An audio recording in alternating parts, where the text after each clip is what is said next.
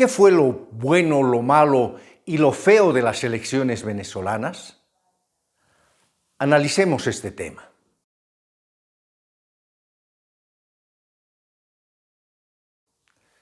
Estimados amigos, permítanme repetirles la pregunta: ¿qué fue lo bueno, lo malo y lo feo de las elecciones venezolanas?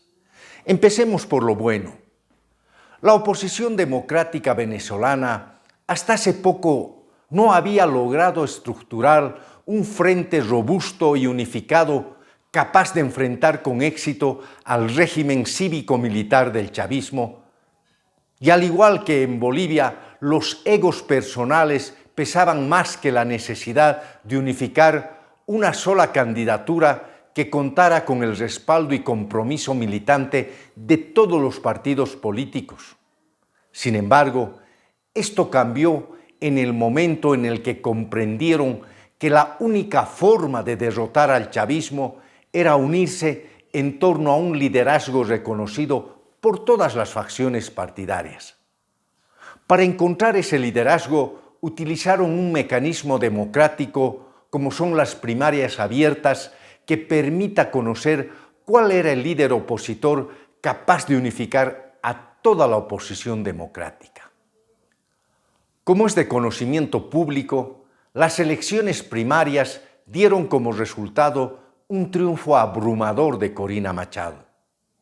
El triunfo de Machado logró unificar a la oposición venezolana y les permitió desarrollar un trabajo coordinado y estratégico que venció todas las barreras, tropiezos y obstáculos que el chavismo desplegó para evitar la candidatura de Corina Machado, que a pesar de su inhabilitación logró transmitir su liderazgo tanto a Corina Yuris, que también fue inhabilitada, y luego a Edmundo González, con quien finalmente se alcanzó una contundente victoria electoral que ha sido desconocido por el régimen. En Bolivia, la contradicción principal sigue siendo democracia versus autoritarismo. Por tanto, la experiencia venezolana de unificar mediante un proceso de primarias abiertas es probablemente la única salida que queda. Felizmente, hay una conciencia en varios partidos opositores de hacer la realidad, independientemente si éstas se realizan institucionalmente por el Tribunal Electoral o si se realizan de manera independiente por los propios partidos y frentes políticos, lo que nos lleva a impulsar y alentar las primarias abiertas en la oposición boliviana. Antes, permítanme anunciarles que mi libro sobre una reforma del sistema judicial ya está a la venta en varias librerías del país. Les invito a adquirirlo y comentarlo. Continuando con nuestro tema, veamos ahora lo malo. Ha pasado un mes de las elecciones venezolanas y el régimen de Maduro no muestra la más mínima gana de aceptar los resultados electorales y la contundente victoria de la oposición venezolana a la cabeza de Edmundo González y en especial de Corina Machado. Las movilizaciones internas de una mayoría de ciudadanos, pese a su masiva participación y contundente rechazo al régimen, no tiene todavía la efectividad para defenestrar a la dictadura cívico-militar del chavismo, aunque todo apunta que va por buen camino. Por su parte, la comunidad internacional ha mostrado una vez más una división de posiciones que van desde los que rechazan contundentemente al régimen hasta los que abiertamente han felicitado a Maduro por su triunfo, entre los que se encuentra el gobierno boliviano, pasando por aquellos países que de manera tímida, forzada o cantinflesca han pedido al régimen muestre las actas, sabiendo que no la tienen, o el llamado a nuevas elecciones en vez de rechazar contundentemente el descarado robo del triunfo opositor. Lo anterior nos muestra que la opinión internacional les vale un pepino a los regímenes dictatoriales.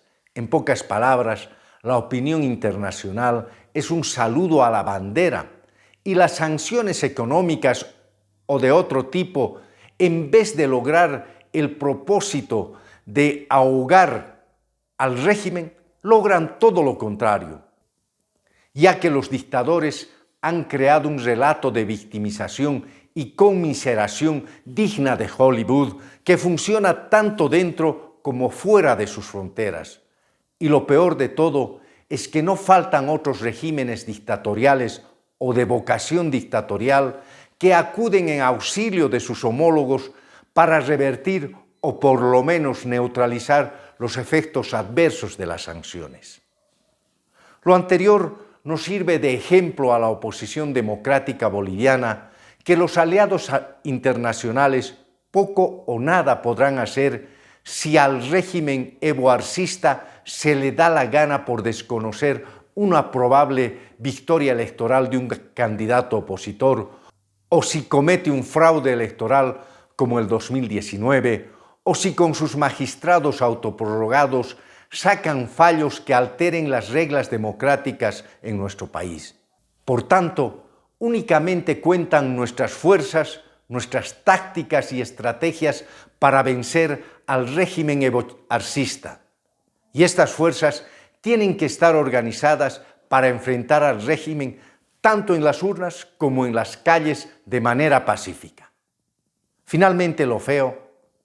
En Venezuela, un puñado de partidos y candidatos supuestamente opositores jugaron un rol de validadores del viciado proceso electoral y de los espurios resultados del chavismo.